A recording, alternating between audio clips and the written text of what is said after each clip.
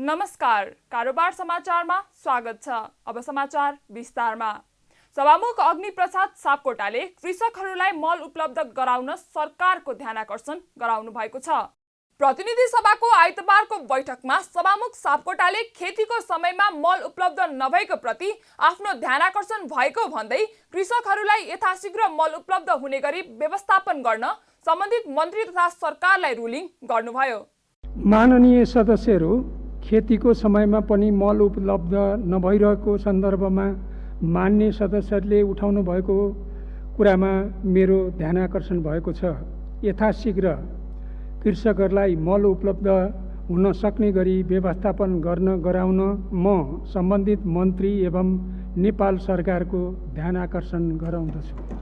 यसअघि प्रतिनिधि सभा बैठकको शून्य समयमा बोल्दै अधिकांश सांसदहरूले खेतीको समयमा पनि मलको अभाव भएको भन्दै मलको व्यवस्थापन गराउन सरकारसँग माग गरेका थिए।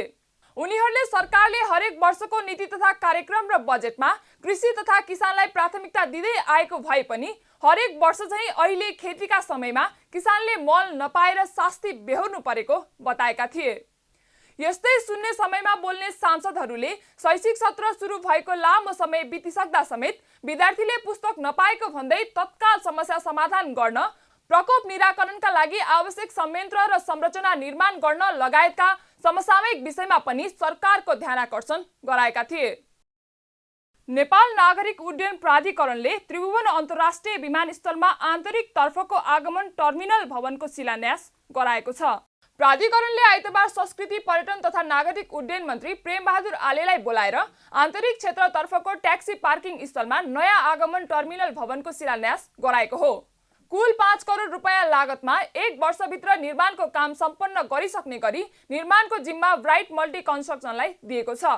नयाँ टर्मिनल हल 41 मिटर लामो र 24 मिटर चौडाको निर्माण हुनेछ भने दुईतर्फी ब्याग लिन मिल्ने गरी करिब 35 मिटर लामो ब्यागेज कन्भेयर बेल्ट पनि निर्माण हुनेछ।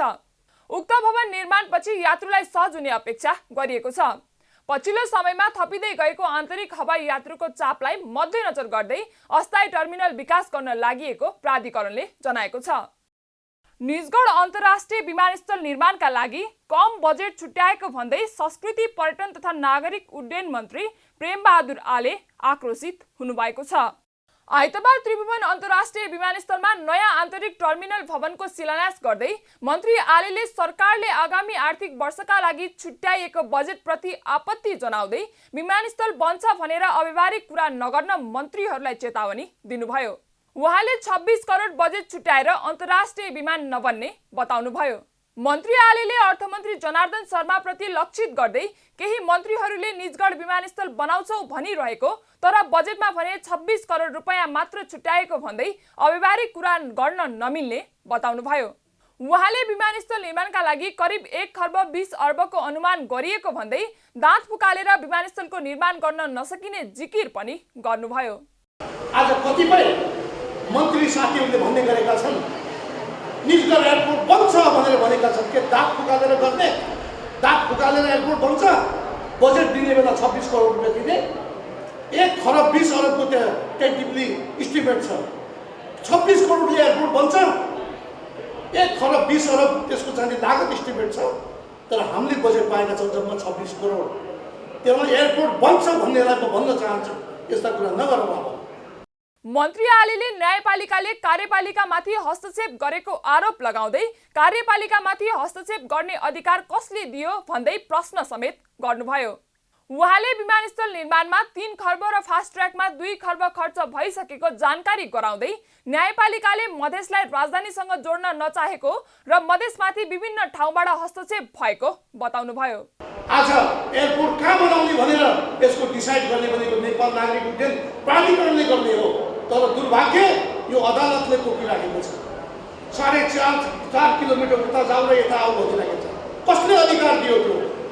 नेपाल नागरिक उड्डयन प्राधिकरण त्यत्रो मेहनत गरेर राज्यको 3 अरब खर्च भएको छ त्यहाँ। यो फास्ट ट्र्याक यो पहाडदेखि लिएर यो राजधानीदेखि लिएर तराईमा जोड्ने भनेर करिब 2 खरब राज्यको लगानी भइसकेको छ। तर आज आएर हामी चाहिँ टेन्डर निकाल्ने अवस्थामा आउँदाखेरि अहिले गएर न्यायपालिकाबाट त्यो खालको फैसला सुन्दाखेरि मलाई एकदमै दुःख लागेको छ। मधेसलाई राजधानीसित जोड्न हामी नचाहने, मधेसका जनतालाई सेवा सुविधा हामी दिन नचाहने र विभिन्न ठाउँबाट चाहिँ आज हस्तक्षेप भएको अवस्था मैले देखेको छु। मन्त्री आलेले मधेसी जनता सधैँ रैती हुनुपर्ने अवस्था सिर्जना भइरहेको पनि बताउनुभयो। अर्थमन्त्री जनार्दन शर्माले पूर्वाधार क्षेत्रमा लगानी भित्राएर तरलतालाई कम गर्दै लगिने बताउनु भएको छ। आइतबार काठमाडौँमा आयोजित आइएमए लिमिटेडको 22औं वार्षिकोत्सव समारोहलाई सम्बोधन गर्दै अर्थमन्त्री शर्माले पूर्वाधार क्षेत्रमा लगानी भित्राएर र भएको पुँजी परिचालन गरेर तरलतालाई कम गर्दै लगिने बताउनु भएको हो। उहाँले केही नीतिगत कुराले पनि तरलतामा असर गरेको भन्दै नीतिगत रूपमा पनि आवश्यक सुधार गरिने बताउनुभयो। उहाँले नीतिगत सुधार गर्दा व्यवसायीहरूको मागलाई पनि ध्यान दिइने बताउनुभयो। जहाँसम्म तरलताको कुरा छ, तरलताका कुराहरूमा केही नीतिगत कुराहरूले पनि काम गरेका छन्। यहाँहरूलाई थाहा छ, म अहिले त्यसको व्याख्या गर्न चाहन्न। तिनलाई हामी अबको आउने मोनिटरी पोलिसीले सुधार गर्नुपर्नेछ। राष्ट्र बैङ्कको प्रतिनिधि पनि यहाँ हुनुहुन्छ, व्यवसायहरूले भनेको कुरा पनि उहाँले सुन्नुभएको छ र मोनिटरी पोलिसी मार्फत सुधार गर्न सम्भव भएका सुधार गरिनेछ। र त्यति मात्रै नभएर अब हामी लगानी भित्र्याउने, विभिन्न क्षेत्रको लगानी हामी भित्र्याउनेछौँ। पूर्वाधार क्षेत्रमा हामी लगानी भित्र्याउनेछौँ। त्यो लगानी भित्र्याउने र हामीसँग भएको पुँजीको परिचालन गर्ने कुराबाट तरलतालाई न्यून गर्दै जान सकिन्छ भन्ने कुरा म यहाँ राख्न चाहन्छु।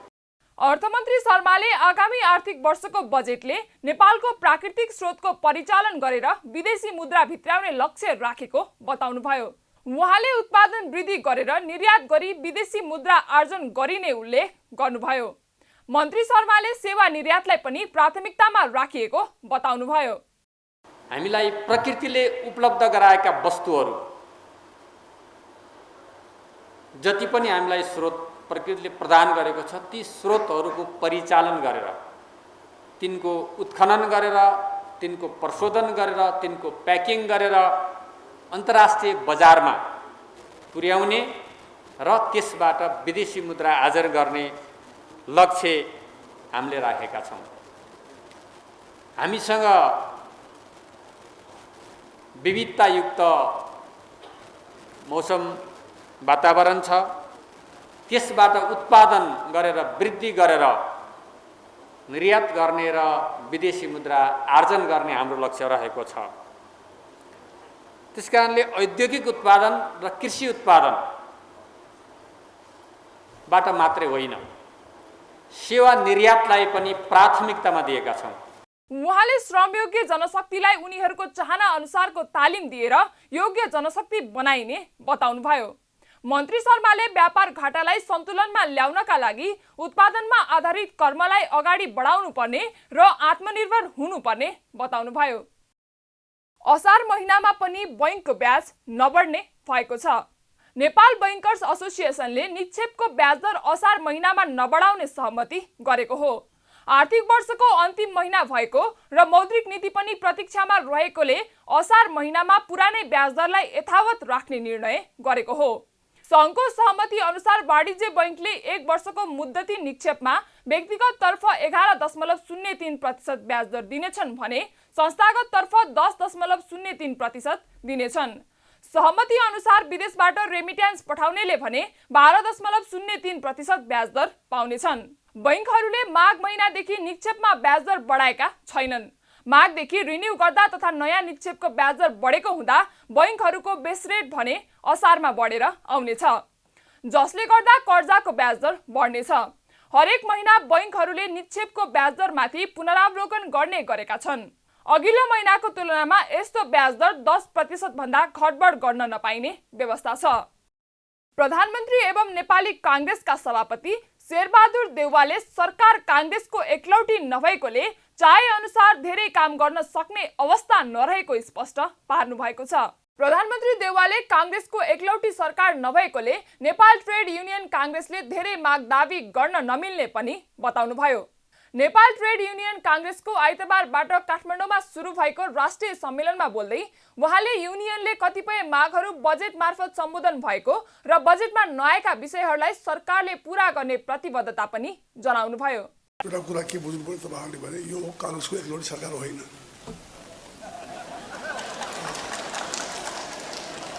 यो नबुझिकन तपाईँहरूले चाहिने यो धेरै क्लेम गर्ने कुरा छैन। प्रधानमन्त्री देउवाले श्रमिकहरूको हक अधिकारको सुरक्षा र उनीहरूको लागि आवश्यक सुविधा उपलब्ध गराउन सरकार दृढ संकल्पित रहेको पनि बताउनुभयो। प्रधानमन्त्री देउवाले नेपालको संविधान र कानूनले श्रमिकहरूको हक अधिकारलाई सुनिश्चित गरेको उल्लेख गर्दै त्यसलाई पूर्ण रूपमा कार्यान्वयन गराउन पनि सरकार प्रतिबद्ध रहेको बताउनुभयो। पछिल्लो समय रुस युक्रेन युद्धका कारण श्रम बजार प्रभावित भइरहेको उल्लेख गर्दै उहाँले यस्तो अवस्थामा श्रमिकहरूको समस्या समाधानका लागि सम्बन्धित सबै पक्षले ध्यान दिन जरुरी रहेको बताउनुभयो। प्रधानमन्त्री देउवाले विपन्न र अनौपचारिक क्षेत्रमा कार्यरत मजदुरहरूको हितका लागि सरकारले योगदानमा आधारित सामाजिक सुरक्षा कार्यक्रम ल्याएको स्मरण गराउनुभयो। संविधान तथा प्रचलित कानुनमा श्रमिकको हक सम्बन्धी गरिएका कानुनी व्यवस्थालाई पूर्ण कार्यान्वयन गराउने कुरामा सरकार प्रतिबद्ध छ। वर्तमान सरकार श्रमको सम्मान गर्दै प्रत्येक नागरिकलाई सुरक्षित र मर्यादित रोजगारी उपलब्ध गराउन दृढ सङ्कल्प छ।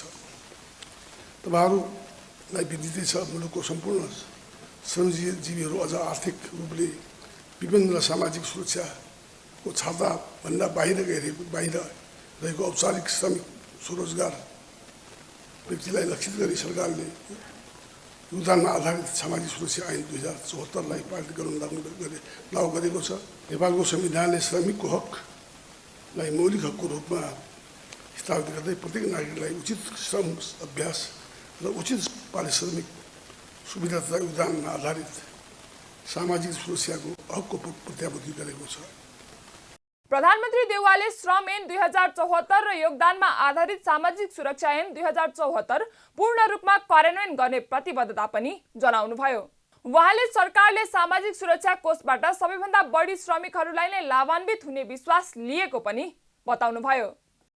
सांसदहरूले स्वास्थ्य बीमा कार्यक्रमलाई प्रभावकारी कार्यान्वयन गर्नुपर्ने माग गरेका छन्।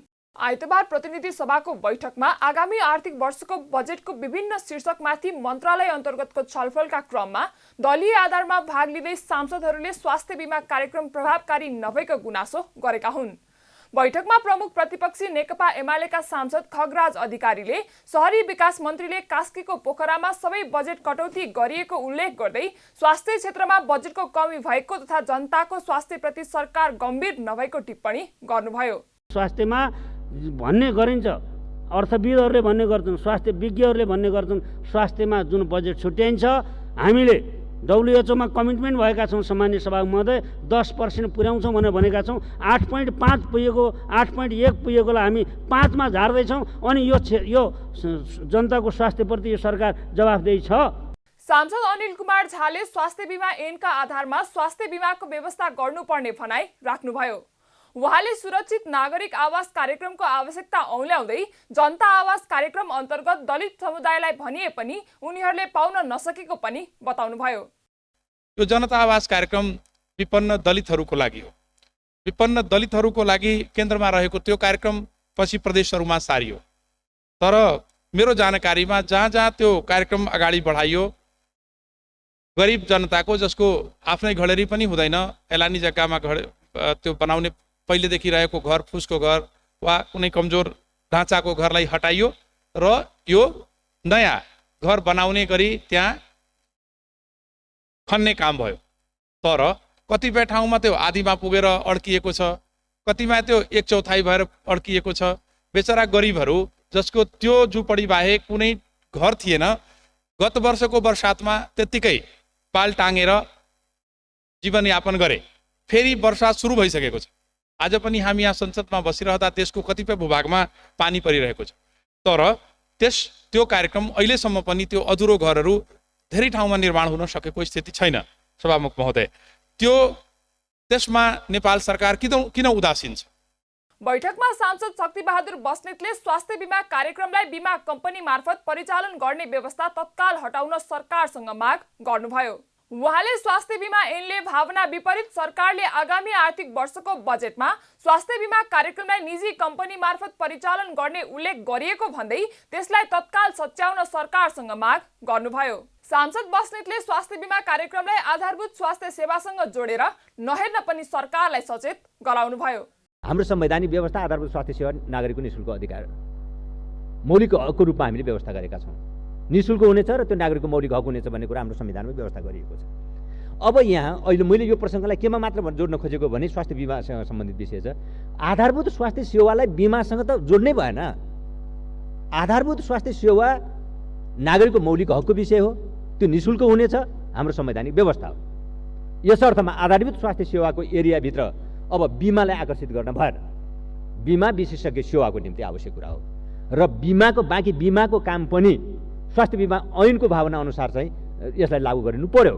स्वास्थ्य बिमा ऐनको भावना भनेको आम जनता सबै नेपालीहरू बिमामा आबद्ध हुनेछन्, एउटा कुरा।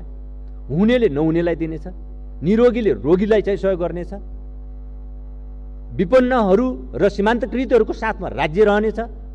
यो स्वास्थ्य बिमा ऐनको भावना हो। विशेषज्ञ सेवामा स्वास्थ्य बिमालाई आकर्षित गर्ने, त्यहाँ सबैलाई बिमामा आबद्ध गर्ने अनि बिलो पोभर्टी लाइनको नागरिकहरूको र सीमान्तकृतहरूको लागि प्रिमियममा राज्यले चाहिँ सहयोग गर्ने। यो समग्र स्पिरिटको दृष्टिले हेर्दाखेरि निरोगीले रोगीलाई सहयोग गर्ने, हुनेले नहुनेलाई सहयोग गर्ने, विपन्न र सीमान्तकृतहरूको साथमा राज्य छ भन्ने एहसास गराउने यो स्वास्थ्य बिमा ऐनको भावना हो। त्यसकारण र यो आधारभूत स्वास्थ्य सेवाको क्षेत्रमा होइन, विशेषज्ञ सेवाको क्षेत्रमा हो भन्ने कुरालाई ध्यान दिएर अब यसलाई आधारभूत स्वास्थ्य सेवा र विशेषज्ञ सेवालाई अलग गरेर विशेषज्ञ स्वास्थ्य सेवालाई सुलभ र गुणस्तरीय बनाउनको लागि यो व्यवस्था जरुरी छ भन्ने मलाई लाग्दछ। अहिलेको चाहिँ त्यो बिमा कम्पनी मार्फत गर्ने भन्ने कुरालाई त्यो सच्याउनु पर्ने देखिन्छ, त्यसलाई चाहिँ परिमार्जन गर्न आवश्यक छ। यस्तै बैठकमा सांसद रेणुका गुरुङले काठमाडौँको फोहोर व्यवस्थापनका लागि वैज्ञानिक प्रक्रिया अवलम्बन गर्नुपर्ने बताउनुभयो। उहाँले बन्चरे डाँडाको ल्यान्डफिल साइटमा फोहोर डम्पिङ गरेर मात्रै समस्याको समाधान नहुने बताउनुभयो। उहाँले काठमाडौँको फोहोरको दिगो व्यवस्थापनका लागि वैज्ञानिक प्रक्रिया अवलम्बन गर्नुपर्नेमा जोड दिँदै मन्त्रालयको सोच के छ भन्ने प्रश्न गर्नुभयो। उहाँले फोहोरबाट कम्पोस्ट मलको फ्याक्ट्री खोल्न सकिने सुझाव पनि दिनुभयो।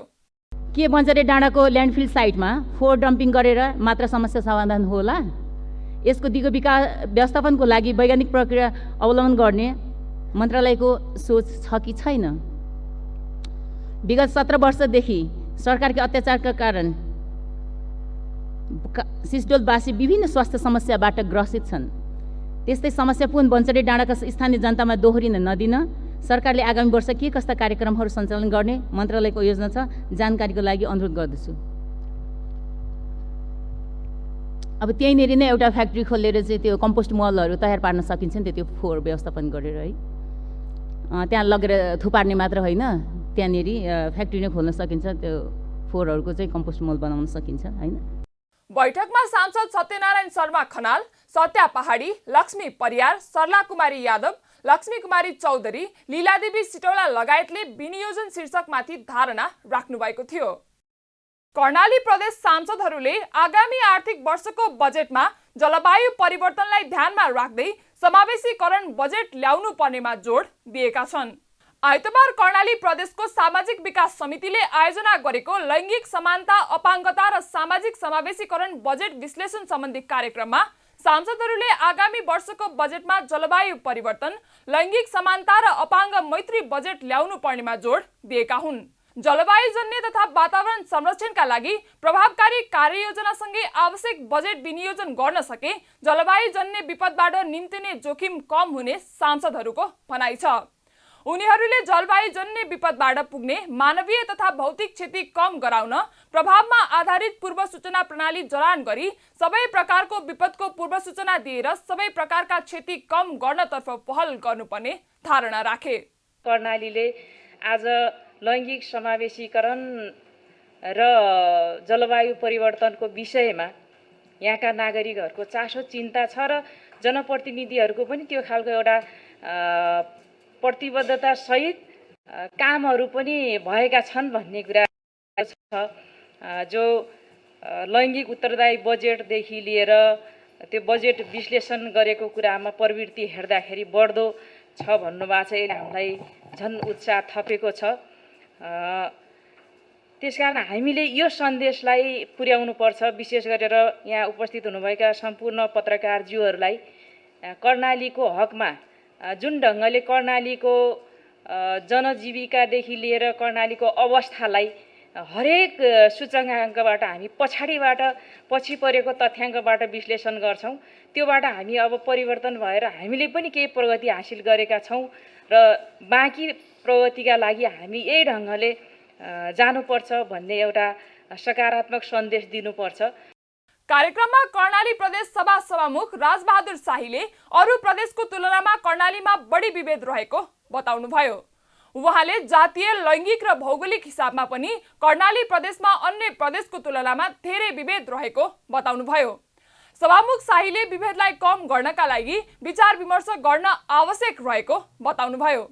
उहाँले समावेशीकरणका रूपमा राज्यलाई अघि बढाउन आवश्यक रहेको बताउनुभयो।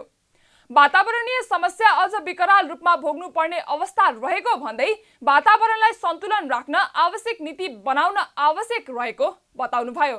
त्यस्तै कर्णाली प्रदेशकी उपसभामुख पुष्पा घरती विष्टले जलवायु परिवर्तनसँग सम्बन्धित विषय जटिल बन्दै गइरहेको बताउनुभयो। उहाँले गाउँका खोलानालामा पानीको मात्रा घट्दै गएको र कतिपयमा पानी नै पाउन छोडेको अवस्था सिर्जना भएको बताउनुभयो। उहाँले जथाभावी मेसिन प्रयोग गरेर बाटो खन्दा पानीको स्रोत कम भएको तथा रैथाने बिउ हराएको बताउनुभयो। उहाँले पुँजीवादीहरूले आफ्नो फाइदाका लागि प्रकृतिलाई नै विज्ञानको नाममा हातमा लिने प्रयास भइरहेको भन्दै पुँजीवादीहरूले प्रकृतिमाथि लुटपाट गरिरहेको आरोप समेत लगाउनुभयो। डाउन सिन्ड्रोम तथा अटिजम भएका बालबालिकाहरूका लागि विशेष विद्यालय निर्माण गर्ने लक्ष्यका साथ मेला आयोजना हुने भएको छ। राउन्ड टेबल नेपालको आयोजनामा यही असार 4 अर्थात् जुन 18 तारिकका दिन काठमाडौँको एक होटलमा मेला आयोजना हुन लागेको हो।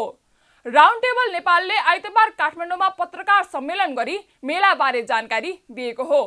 स्कुल अफ स्पेशल्स प्रोजेक्टको रूपमा आयोजना हुन लागेको मेलाबाट उठेको रकम काठमाडौँ उपत्यकामा एक विशेष स्कुल निर्माण गरिने लक्ष्य लिएको छ भने डाउन सिन्ड्रोम तथा अटिजम भएका बालबालिकालाई पढाउने जुनसुकै स्कुलको विकास र वृद्धिका लागि सहयोग गर्ने लक्ष्य पनि लिएको आयोजकले जनाएको छ।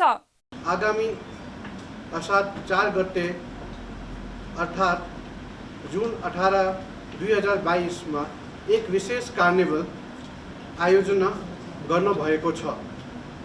स्कुल फर स्पेशल प्रोजेक्टको अन्तर्गत राउन्ड टेबल नेपालले पहिलो चरणमा काठमाडौँ उपत्यकामा एक विशेष स्कुल निर्माण गर्न भएको छ। यो स्कुलको अन्तर्गत डाउन सिन्ड्रोम तथा अटिजम भएको बालबालिकालाई पढाउन र उनीहरूको विकास र वृद्धिको लागि सहयोग गर्न लक्ष्य समेत राखेको छ।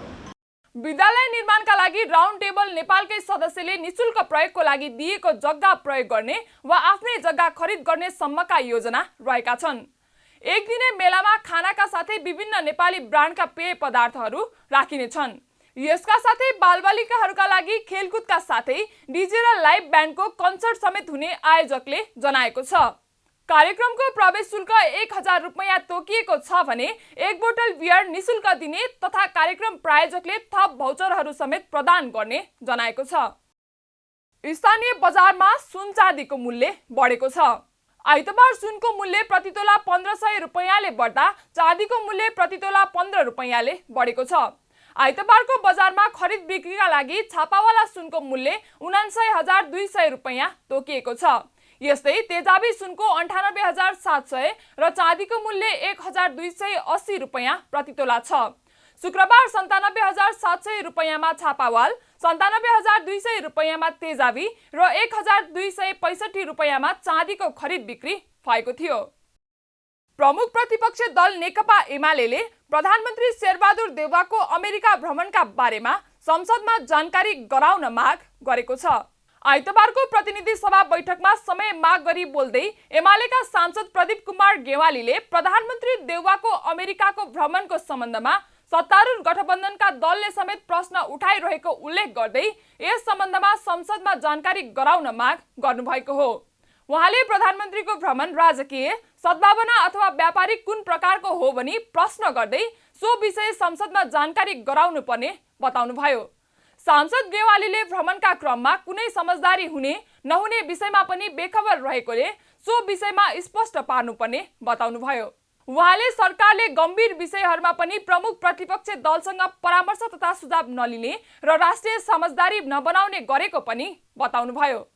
महोदय, प्रमुख प्रतिपक्ष त यस विषयमा लगभग बेखबर नै छ, किनभने लामो समय भयो यस्ता गम्भीर प्रश्नहरूमा प्रमुख प्रतिपक्षलाई जानकारी गराउने, उसँग परामर्श लिने, उसका सुझावहरू लिने र एउटा राष्ट्रिय समझदारी बनाउने यो चलन वर्तमान सरकारले छोड्दै गएको छ। हामीलाई त त्यो भ्रमणको स्ट्याचर नै के हो? त्यो राजकीय हो कि त्यो आधिकारिक हो कि सद्भावना मात्रै हो कि कुनै अफिसियल या कुनै बिजनेस लाइक हो कि, त्यस सम्बन्धमा हामीलाई जानकारी छैन। छलफलका विषयहरू के हुन्? त्यहाँ के कुनै समझदारीहरू हुँदैछन् भने के विषयमा हुँदैछन्? यस विषयमा प्रमुख प्रतिपक्ष बिल्कुल बेखबर छ। प्रमुख प्रतिपक्षलाई यस सम्बन्धमा कुनै जानकारी गराइएको छैन। यो विषय पनि मैले सदनमा रेकर्ड गराउन चाहन्छु सभामुख महोदय। एमालेका सांसद गेवालीले प्रधानमन्त्री देउवाको अमेरिका भ्रमण प्रधानमन्त्रीको हैसियतमा हुन लागेको हो कि रक्षा मन्त्रीको हैसियतमा हुन लागेको हो भन्ने पनि स्पष्ट पार्नुपर्ने बताउनुभयो। कारोबार समाचार सकियो। हामीलाई बिदा दिनुहोस्। नमस्ते।